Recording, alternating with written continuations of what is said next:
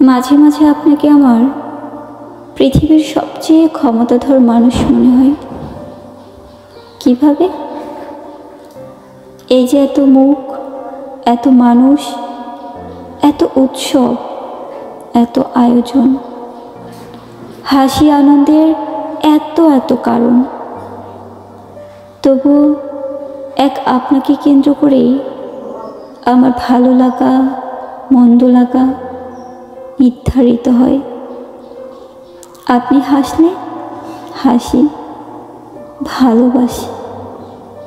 আপনি কাঁদালে কাঁদি, দিবানিশি।